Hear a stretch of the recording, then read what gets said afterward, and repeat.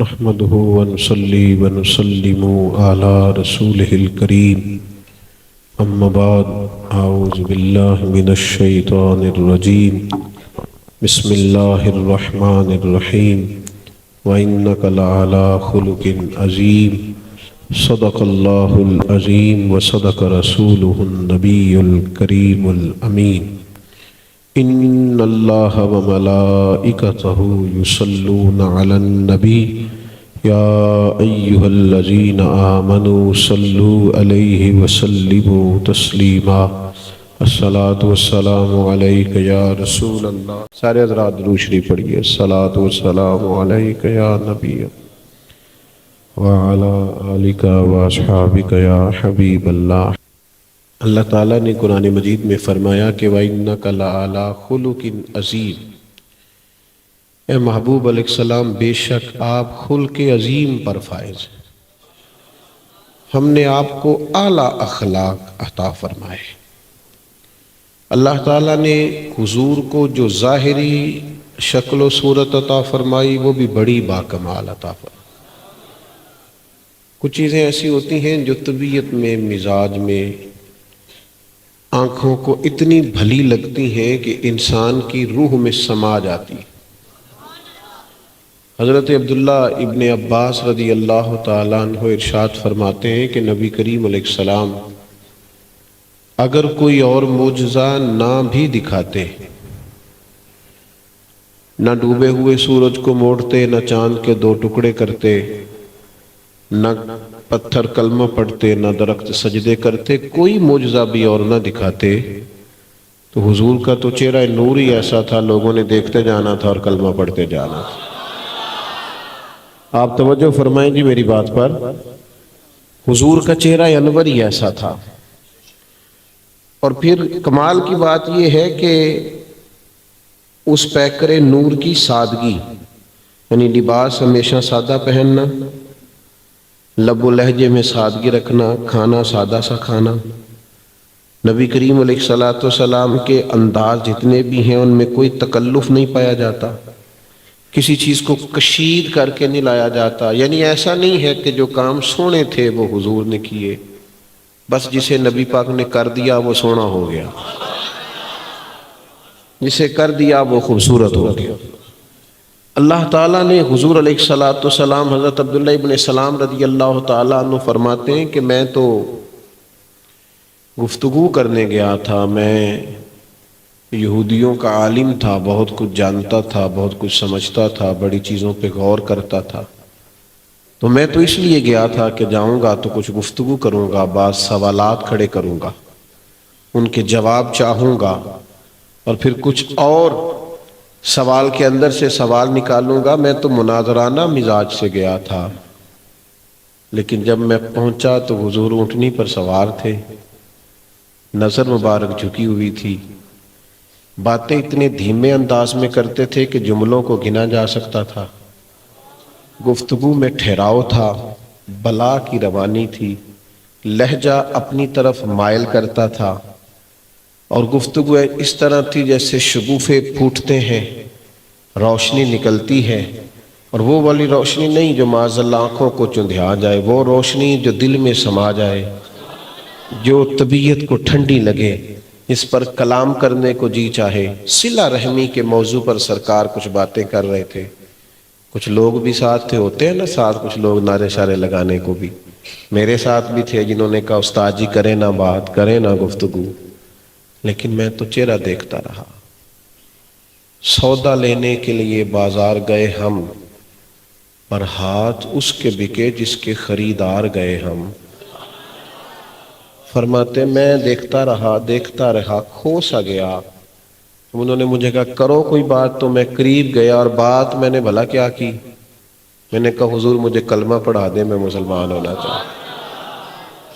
ان کا جو تبصرہ ہے وہ بڑا جاندار ہے۔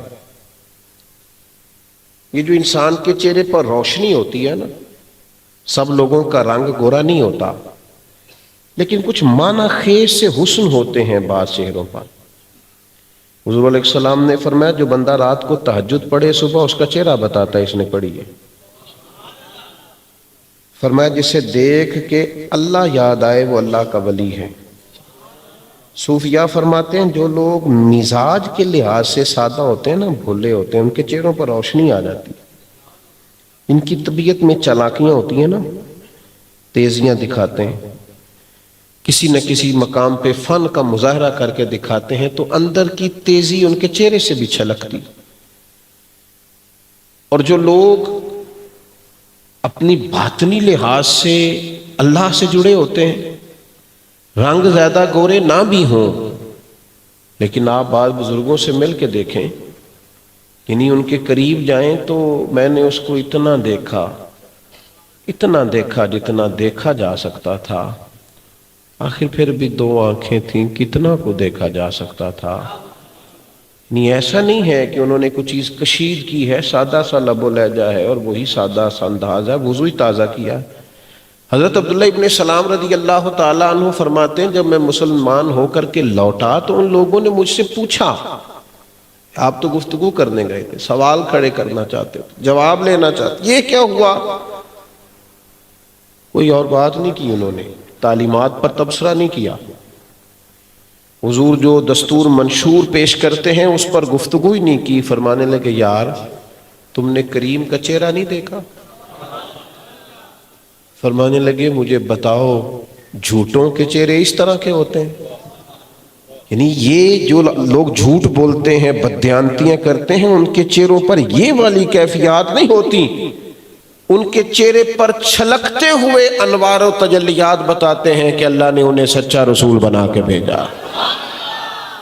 اس کو سمجھیں آپ۔ اور یہ سارا حسن کس چیز کا ہے؟ یہ سادگی کا ہے۔ میں زیادہ سخت بات تو نہیں کر سکتا، چھوٹا آدمی ہوں، مجھے ویسے سمجھ نہیں آتی مسلمانوں کی کہ داڑھی آخر رکھتے کیوں نہیں، اور اگر رکھتے ہیں تو چھوٹی کیوں رکھتے ہیں، میری سمجھ میں بات نہیں آتی۔ بعض لوگ کہتے ہیں جی، وہ لوگ مجھے کہتے ہیں کہ تو نیک نہیں ہے، تو میں نے کہا یار داڑھی والے جو داڑیاں رکھ لیتے ہیں ان کو کون سا لوگ روز پھول ہی ڈالتے ہیں؟ تو اگر داڑھی کی وجہ سے معاذ اللہ کوئی آپ کو کوئی بات کرتا ہے، یہ تو بڑی خوبصورت بات ہے۔ جے کر یار دے نام دا ملے میڑا، انہوں تے چولی پا لئیے پنجے سٹیے نا۔ تو داڑھی نہ رکھنے کی وجہ سمجھ میں نہیں آتی، اور اگر کوئی کلیریفیکیشن دیتا ہے تو وہ بھی قابل قبول نہیں۔ کیوں کہ اللہ نے عورت کو داڑھی دی نہیں، اس نے دی ہی اسے ہے جس کے چہرے پر وہ دیکھنا پسند فرماتا ہے۔ اور رکھنی ہے تو پوری مٹھی رکھیں، رکھ جو لی ہے پھر پوری رکھیں۔ اور پھر کمال یہ ہے کہ آپ جتنی مرضی داڑھی بڑی رکھ کے دیکھ لیں، اس کا وزن ہی کوئی نہیں، آپ کو محسوس نہیں ہوگا، یہ وجود کا حصہ ہے۔ میں نوجوانوں کی خدمت میں عرض کروں گا، دوستو ویسے آپ خوبصورت لگے نا، اچھا لباس پہنو تو کوئی کہے گا یار ماشاءاللہ اچھے لگ رہے ہو، پیارے لگ رہے ہو، لیکن اگر داڑھی کے ساتھ کبھی آپ اچھے لگے نا تو وہ تعریف اتنی روحانی ہے، دیکھنے والے کہتے ہیں یار کتنا نورانی چہرہ ہے۔ اس کی روحانیت کے پیچھے جاؤ، جملوں میں تاثیر اتنی ہے تو اس شخص کی کہ یار کتنا روحانی چہرہ۔ آپ حضور کی حسن و جمال کے پیچھے جو سادگی ہے، ہم نا بعض چیزوں میں تسنع کرتے ہیں کہ جن نوجوانوں کا دل ہوتا ہے نا میں خوبصورت لگوں، وہ نہیں لگ سکتے، اس لیے کہ وہ بے یقین ہو جاتے ہیں، سارا دن آئینے کے سامنے کھڑے ہیں، سارا کچھ صحیح لگ رہا ہے پر وہ مطمئن نہیں، نئے سے نیا ڈیزائن آپ، اور سادے بندے، سادہ زندگی، آسان زندگی۔ وہ کبھی کبھی صرف سادہ امامہ باندھ کے سادی چادر بھی اوڑھ لیں تو بس دل کرتا ہے کہ کبھی تو نظر ادھر کرے نا، تھوڑی دیر دل کرتا ہے۔ تو میرے عزیز، حضور کا حسن و جمال، اس میں جو چیز سب سے زیادہ غالب ہے وہ ہے فطرت کا حسن، سادگی۔ وہ چیز معنی خیز ہے۔ محبوب زمین پر بیٹھ جاتے تھے، سادہ تہمت باندھتے تھے، سادہ غذا کھاتے تھے، اس چیز نے سادگی پیدا کر دی تھی، حسن اللہ تعالیٰ نے عطا کیا۔ اور پھر اس کے ساتھ ساتھ حضور نے صرف اسی حسن کا سبق نہیں دیا، سوچیں بھی سونی ہونی چاہیے۔ آپ کو پتہ ہے سب سے زیادہ دنیا میں پریشان بندہ کون ہوتا ہے؟ جس کی سوچیں پاک نہیں ہوتی، بدگمانیاں، بری سوچیں۔ میرے ملک کا سب سے بڑا مسئلہ کیا ہے؟ ہو گیا الیکشن، بے چینی تو اور بڑھ گئی، بدگمانیاں تو اور بڑھ گئی، ہم کوئی غیر ہیں آپس میں؟ یہ سارے اتنی نفرتیں، اتنا الجھاؤ. ہاں کچھ جگہ پہ غلطیاں ہیں، ان کو ٹھیک کرو یار، لیکن کسی کے بارے میں اتنی نفرت انگیزی، اتنی بری سوچیں. ایک گھر میں بسنے والے ایک دوسرے کے خلاف بدگمانی رکھتے ہیں. لیڈروں کو اللہ توفیق دے، انہوں نے اپنے ذاتی مفادات کے لیے قوم کو بانٹ اور تقسیم کر کے رکھ دیا. ایک ایک گھر میں کئی کئی پارٹیاں بنا دی. خدا کے بندو، باطن کا حسن، سوچوں کی پاکیزگی، اللہ کے محبوب نے فرمایا اچھا سوچنا بھی اچھی عبادت ہے. کچھ نہ کر، بس سوچا صحیح کر. تم مثبت رہا کر، تیرا مزاج مثبت ہونا چاہیے. میں اپنے سنگیوں کو، پیر بھائیوں کو جب سبق بتاتا ہوں تو پہلا سبق یہ دیتا ہوں کہ ذرا مثبت رہنا ہے نا زندگی میں، منفی نہ ہونا. منفی لوگ بے چین رہتے ہیں. منفی لوگوں کو اللہ کی بنائی ہوئی سونی مخلوق بھی سونی نہیں لگتی. رب کہتا ہے لقد خلقنا الانسان فی احسن تقویم، میں نے سونا بنایا ہے، لیکن ان کا چونکہ سوچ ٹھیک نہیں ہے، اسے سونے نہیں لگتے اللہ کے بندے. اسے کہیں خیر ہی نظر، جب بھی دیکھیں گے آپ مایوسی کی خبر ملے گی. آپ اللہ کے محبوب کی سوچوں میں جو حسن و جمال تھا، سوچوں میں. یعنی 10 دن حضور نے طائف میں قیام کیا. یہاں آدھا گھنٹہ میرے جیسے شخص کو آپ انتظار کرائیں تو ہمارا ذہن خراب ہو جاتا ہے. حد ہو گئی ہے، میں کب سے بیٹھا ہوں، توجہ ہی نہیں کر رہے. 10 دن حضور رہے اور انہوں نے پھول نہیں پھینکے، روڑے مارے. ایک بندے نے بھی کلمہ نہیں پڑھا. تو کیا رد عمل کے طور پر بندے کی سوچیں، میری اور آپ کے جیسے لوگوں کی سوچیں سخت ہو نہیں جاتی؟ وہ تلخ بولے تو کس کس قسم کی بدگو. اچھا ہم یہ بھی نہیں سوچتے کہ ہو سکتا ہے بیچارہ بیمار ہی ہو سکتا ہے کسی اور کا غصہ نکل رہا ہو. کوئی گنجائش دینے کو تیار نہیں ہوتے. لیکن انہوں نے اتنا سخت عمل کیا ہے، اس کے جواب میں سخت رد عمل بھی آ سکتا ہے. لیکن جب محبوب واپس آ رہے تھے، طائف سے ایک جگہ پہ بیٹھے تھے، تو جو غلام ساتھ تھے انہوں نے عرض کی یا رسول اللہ کریں دعا یہ تباہ ہو جائے. کیونکہ جو انہوں نے کیا ہے اس کا نتیجہ یہ ہے. عرب کی جو روایتی مہمان نوازی ہوتی تھی، کسی کو بٹھانا، چائے دینا، وہ تک اس کا انہوں نے خیال تک نہیں رکھا. کریں دعا یہ تباہ ہو جائے. تو جس طرح بندہ چھوٹے بچوں کے بارے میں دعا نہیں کرتا کہ ابھی نہ سمجھ ہیں، حضور نے ہاتھ اٹھا کے کہا اے اللہ انہیں ہدایت دے دے. انہیں پتہ کوئی نہیں یہ کیا کر رہے ہیں، ابھی شعور نہیں رکھتے، عقل نہیں رکھتے، فہم کی اس بلندی پر، انہیں ہدایت دے دے. میں نے کہا رد عمل کے طور پر تو آپ گھور کے دیکھیں تو سامنے والا اسی وقت خلاف ہو جاتا ہے فوراً. تو غلام عرض کرنے لگے حضور 10 دن قیام کیا، ایک بندے نے بھی بات نہیں سنی، اور عرب کا جو روایتی مزاج ہے وہ بھی انہوں نے نہیں، اس کا بھی خیال نہیں کیا. تو حضور آپ ابھی بھی دعائیں کر رہے ہیں. تو حضور کی سوچ کی پاکیزگی جو کریم نے امت کو دی، سوچوں کا حسن و جمال کیا ہے. حضور فرمانے لگے اگر یہ نہیں مانتے تو پھر بھی تباہی کی دعا نہیں کروں گا، اس لیے کہ اگر یہ نہیں مانتے تو مجھے امید ہے ان کی آنے والی نسلیں مان کر کلمہ پڑھ جائیں گے. کہیں سے تو امید لگا لو یار.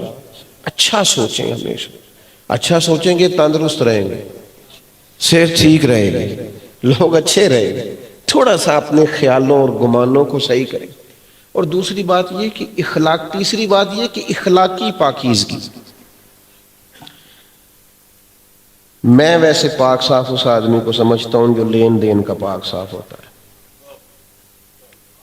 باقی جتنی مرضی کو باتیں سنایا اس کی مرضی ہے. ایک شخص نے حضرت عمر کے سامنے کہا تھا فلانا بندہ بڑا اچھا ہے، تو جناب عمر فاروق نے 3 باتیں کی. ہم بھی گواہیاں دیتے ہیں نا فلاں بڑا اچھا ہے.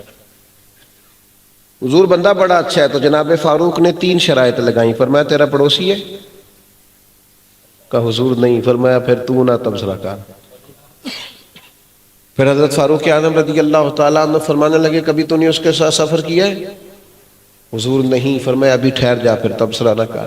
تیسرا فرمایا کبھی لین دین کیا ہے؟ حضور نہیں. تو فرمایا پھر میری نماز دیکھ کے گواہی نہ دے. یہ امام غزالی نے لفظ لکھے ہیں جناب عمر کے. فرمایا تو نے لین دین کیا ہے؟ ہمیں تو بھائی خوف آنا چاہیے رات کو کہ یار یہ فلاں آدمی کے 4 پیسے میرے ذمے ہیں، میں فٹافٹ ادا کر دوں. لیکن ہماری طبیعتیں آپ دیکھ لیں، ہمارے پاس دلائل ہیں، دلیلیں ہیں، سارا زمانہ یوں کرتا ہے، سارے زمانے کی بات کرتا ہے، تو سارے زمانے والا نہیں ہے، تو مدینے والے کا غلام ہے۔ تو اپنا اعزاز سمجھ، اپنے مزاجوں میں، معاملات میں صفائی، پاکیزگی، آپ ان چیزوں کو سمجھیں۔ جب تک یہ پاکیزگی امت کو نصیب نہیں ہوتی، آپ ناراض نہ ہوں تو کرپشن کی بات سیاستدانوں کے حق میں کرنا تو آسان ہے، تو باقی نیچے تک سارے معاملہ ٹھیک ہے؟ بول کے بتاؤ۔ چونکہ تبصرہ ہی ان پر بنتا ہے، لہذا ان پر تو تبصرہ کیا آسان کام ہے۔ نیچے تک یہ معاملہ ٹھیک ہے؟ اگر ریڑھی والا بھی یہ سلوک کرے کہ دکھانے کو پھل اور لگائے اور دینے کی باری آئے تھے کہ میں رلا کے دینے نے، تو اسے کہا بھائی لگانے بھی انجی چاہیے سن تینوں، دکھانے کو تو نے عمدہ عمدہ لگائے ہیں اور دینے کی باری آئے تو کہتا مکس کر کے دوں گا۔ یہ لہجہ بدلیں، انداز بدلیں۔ جب میرا اور آپ کا عقیدہ یہ ہے کہ رزق اللہ نے دینا ہے، تو پھر دھوکہ کس بات کا؟ بددیانتی کا کیا مطلب ہوا؟ پھر گھبرا جانے کا کیا کو لے جائے گا؟ بدگمانیاں نہیں، بری سوچیں نہیں، اخلاقی بلندی، کردار کی بلندی، آپ کے لین دین کے معاملات اعلیٰ ہوں، صاف ستھرے ہوں، اس میں پاکیزگی ہو۔ اور پھر اخلاقی بلندی، ہمارے ہاں بعض لوگوں نے سمجھ لیا میٹھا بولتے رہو باقی جو مرضی کرتے رہو۔ میرے عزیز، آپ کے اخلاق کا کمال یہ ہے کہ آپ زندگی میں سچ بولیں، کسی کا بھلا کرنے کی کوشش کریں، خیر خواہی کرنا سب سے بڑی اخلاقی بلندی ہے۔ مفاد پرستی ہمارے ملک میں پھیلائی گئی ہے، ہمیں مفاد پرست بنایا گیا۔ ہم بڑی اچھی اچھی جگہیں، خیر والی جگہوں پہ بھی ذاتی مفادات کے لیے وابستہ ہو جاتے ہیں، اور مفادات کی جنگ میں انسان کی ذات بچتی ہے، نظریات نہیں بچتے۔ آپ دیکھ لیں صحابہ نے نظریات بچائے، جو 14 صحابہ بدر میں شہید ہوئے تھے ان کے نام آتے ہیں آپ کو؟ جو 70 احد میں شہید ہوئے تھے، بہت سارے لوگوں کو نہیں آتے، ان کے نام تو نہیں آتے، پر ان کا کام تو سب کو پتا ہے نا کیا تھا۔ انہوں نے ذاتیں نہیں بنائی، کام بنایا ہے۔ کام موجود ہے نا آج بھی دھرتی، جس دین کی بنیادوں میں انہوں نے خون دیا تھا اس دین کا جھنڈا سر بلند ہے نا۔ میرے عزیز، خیر خواہی کریں آپ، مزاج اثار والا۔ ہمیں مفاد پرست بنایا گیا، کہیں کوئی کام بھی ہوتا ہے تو لوگ پہلے دیکھتے ہیں میرا کیا فائدہ ہوگا، مجھے کیا ملے گا۔ مومن کی تو یہ شان نہیں، مومن کا تو یہ مزاج ہی نہیں۔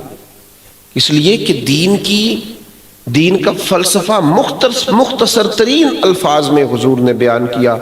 حضرت تمیم داری رضی اللہ تعالیٰ عنہ نے پوچھا حضور دین کیا ہے؟ دین کا مختصر ترین فلسفہ حضور نے ایک جملے میں بیان کیا، فرمایا دین سارا ہی خیر خواہی کا نام ہے۔ الدین النصیحہ، دین سارا خیر خواہی، کسی کا بھلا کرو اسی کا نام دین ہے، کسی کا فائدہ کر دو اسی کا نام، کسی کو نواز دو، کوئی تمہاری وجہ سے سکون کی نیند سو جائے، یہی دین ہے۔ لیکن ساری زندگی صبح سے شام تک صرف بعض لوگوں کا خیال ہوتا ہے کہ میں دوسروں کے بچوں کا رزق چھین کے اپنے بچوں کو دوں گا تو یہ قابل ہو جائیں گے۔ یہ کیسے ہو سکتا ہے؟ تو نہیں ہو سکتا۔ کسی کے گھر کا سکون چھین کے آپ اپنے گھر میں لے آئیں اور پھر آپ رات کو سکون سے سوئیں، یہ کیسے ہو سکتا ہے؟ جو کسی شخص کے لیے گھڑا کھودے وہ بچ جائے، یہ کیسے ممکن ہے؟ وَمَا أَصَابَكُم مِّن مُّصِيبَةٍ فَبِمَا كَسَبَتْ أَيْدِيكُمْ وَيَعْفُو عَن كَثِيرٍ۔ اللہ فرماتے ہیں تم پر جو مصیبتیں آتی ہیں تمہارے ہاتھوں کے کرتوتوں کی وجہ سے آتی ہیں، بہت ساری چیزیں تو میں معاف کر دیتا ہوں، بہت ساری تو ویسے ہی معاف ہو جاتی ہیں، کثیر تعداد۔ عزیز بھائی، خیر خواہی، کسی کا بھلا، کسی کا فائدہ، آپ کا مزاج ہو۔ کہاں ہے وہ مسلمان جو کسی کے گھر کا روز خرچ دیتے تھے لیکن 40 سال اس غریب کو پتہ نہیں ہوتا تھا مجھے کون پال رہا؟ وہ کہاں چلے گئے مومن جو لوگوں کی بچیاں؟ امام احمد بن حنبل ایک یہودی تھا، اس کی بچار اور ایسا غیر مسلم جو دین کی طرف مائل ہو رہا اس کے ساتھ حسن سلوک کرنا چاہیے۔ اس کی 4 بچیاں تھیں، وہ معذور ہو گیا تو امام صاحب چپ کے کھانا دیتے تھے اس کے گھر میں، بچیوں کا خرچہ دیتے. جس دن انتقال ہوا نا، جامع مسجد میں مسلمانوں کے امام کا انتقال ہوا، وہ رو پڑا، کہنے لگے یار میرا بھی تو نام لو نا، وہ تو میرے بھی امام تھے، میری بھی تو بیٹیاں روز انہی کے لیے دعا مانگتی. جب جنازہ مسلمانوں کے امام کا اتنے بجے جنازہ اٹھے گا، اس نے کہا یار بدل اعلان، میرا بھی ذکر کر. اور جب وہ اٹھے جنازہ لے کے لوگ، تو وہ بھی معذور آدمی ساتھ ہو لیا. لوگوں نے کہا پیچھے ہٹ جا، تیرا کیا لینا دینا. کہنے لگا آج میں نیرا جنازہ پڑھنے نہیں آیا، کلمہ بھی پڑھنے آیا. کہا کیا مطلب؟ کہنے لگے اگر مسلمانوں کے ایک امام کی یہ شان ہے تو امام الانبیاء کا کیا مقام ہوگا. آپ کا اخلاقی رویہ، آپ کا لہجہ، آپ کا انداز، آپ کا خیر خواہی کرنا، یہی تو بھائی یاد رہتا ہے. دعائیں خرید نہیں کرنی، کام ایسے کر کے جاؤ کہ پیچھے دعائیں نکل جائیں. پیچھے کوئی ہو. ایک دانشور سکول چلاتے تھے، درویش آدمی تھے، سکول چلاتے تھے. تو کلرک کے پاس لوگ آتے، اتنی فیس ہے، تو وہ کہتے ہمیں ان سے ملا دیں. تو ان کے پاس چلے جاتے، کہتے جناب وہ ہم فیس نہیں دے سکتے. وہ کہتے اچھا ان کی فیس معاف کر دو. معاف کر دیے. اب ایک بندہ اور آ گیا، لوگوں کو پتہ چل گیا کہ ڈائریکٹ ملے نا صاحب سے تو یہ معاف کر دیتے ہیں. تو وہ کلرک آ کے کہنے لگا جناب اس طرح کاروبار نہیں چلتے، سب کی فیس معاف کریں گے تو نظام کیسے چلے گا. کمال کر گیا بندہ. کہنے لگا تمہیں کس نے کہا ہے میں کاروبار کر رہا ہوں؟ اور پھر آپ کیا کر رہے ہیں؟ کہنے لگے میں تو اپنے جنازے کے بندے پکے کر رہا ہوں، اپنے جنازے کے بندے پکے کر رہا ہوں کہ یہ پکے ہوں، جب میرا جنازہ اٹھے تو انہیں پتہ چلے کوئی گیا ہے، ان کو پتہ چلے کہ کوئی تھا جس نے نیکی کی تھی. جنازے کے بندے پکے کر رہا ہوں. ہم نے ساری زندگی ووٹوں کے لیے بندے پکے کیے، کچھ جنازوں کے بھی پکے کر لو. پھر تمہیں کہنا نہ پڑے دعا کرنا، وہ خود قبروں پہ کھڑے ہوں اور ان کے آنسو کا وضو ہو، اور پھر وہ جو دعائیں کریں وہ قبول ہی قبول ہے، اللہ کی رحمت سے قبول ہیں، اس کے فضل سے قبول ہیں. بس بات سمیٹنے لگا ہوں، ایک بات اور کرنی ہے، آپ ضرور اس پر توجہ کریں گے. 3 باتیں میں نے کر لی. چوتھی بات یہ ہے کہ زندگی میں نتیجے اپنی مرضی کے مانگنے چھوڑ دیں. ہم مسلمان ہیں، عقیدہ توحید یہ ہے کہ عمل کرو، نتیجہ اللہ پہ چھوڑ دو. محنت پوری کرو، اسباب پورے جمع کرو. ہمیں زیادہ بے چین اس بات نے کیا ہے کہ ہم چاہتے ہیں میں نے جو کیا تھا وہ نتیجہ میری مرضی کا کیوں نہیں آیا. اعلیٰ اخلاقی رویہ یہ ہے کہ بندہ ساری محنت کر کے نہ پھر اجر و ثواب اپنے خدا کی رحمت پہ چھوڑ دے. یہ جو شام کو نتیجہ مانگتے ہو نا میری مرضی کا نتیجہ نکلے، یہ بات ٹھیک ہے. اللہ کے جتنے نبی بھی دنیا میں آئے سارے کامیاب ہو کے گئے. حضرت نوح علیہ السلام کی 950 سال کی تبلیغ ہے، تھوڑے سے لوگوں نے کلمہ پڑھا، وہ کامیاب گئے. لاکھوں کا مجمع ان کے پیچھے نہیں چلا، تھوڑے لوگوں نے کلمہ پڑھا. انبیاء کرام علیہ السلام کا طرز تبلیغ یہ ہے کہ انہوں نے جد و جہد کی، جافشانی سے کام کیا، لیکن تھوڑے لوگ آئے، سارے نہیں آئے ان کی طرف، وہ کامیاب گئے. ان کی زندگی کا حسن یہ تھا کہ وہ کامیاب گئے. کیوں؟ اس لیے کہ جو کام اللہ نے ان کے ذمہ لگایا تھا وہ کام انہوں نے پوری محنت سے کیا. جس ڈیوٹی سے وہ حضرت علامہ نیازی صاحب رحمۃ اللہ علیہ کسی ذریعے سے رسائی ہوئی، حضور کی بارگاہ کا کو بندہ مقبول تھا، اس کی خدمت میں انہوں نے پیغام دیا کہ بڑی دیر سے محنت کر رہے ہیں پر نظام نہیں نافذ ہوتا. تو کہتے ہیں مجھے محبوب کا پیغام اس بزرگ کی رستے ملا، سرکار نے فرمایا تمہارے ذمہ کام کرنا ہے، تم کام کرو. ہمارا یہ مسئلہ ہے کہ ہم چاہتے ہیں میں نے کیا تھا شام، نتیجہ کیوں نہیں میری مرضی کا. اور بہت سارے لوگ، ایک دفعہ مجھ سے بھی ایک صاحب کہنے لگے سالوں گزر گئے آپ کو تبلیغ کرتے، نتیجہ کیا نکلا؟ میں نے کہا میں نے تو بڑے نتیجے دیکھے، آپ نے پتہ نہیں کیوں نہیں دیکھا. میں نے بڑے نتیجے، ایسے ایسے نوجوان دیکھے میں نے، اور اسی رنگ میں دیکھے، طبیعتیں بدلی دیکھی. کیفیات ان کی تبدیل ہوئی دیکھی، اللہ نے کی ہے۔ لیکن یہ کہ آپ اللہ رسول کی بات کسی کو سناتے ہیں تو بے اثر تھوڑی جاتی ہے، ہماری تو ہے ہی نہیں بات، یہ اللہ رسول کی ہے۔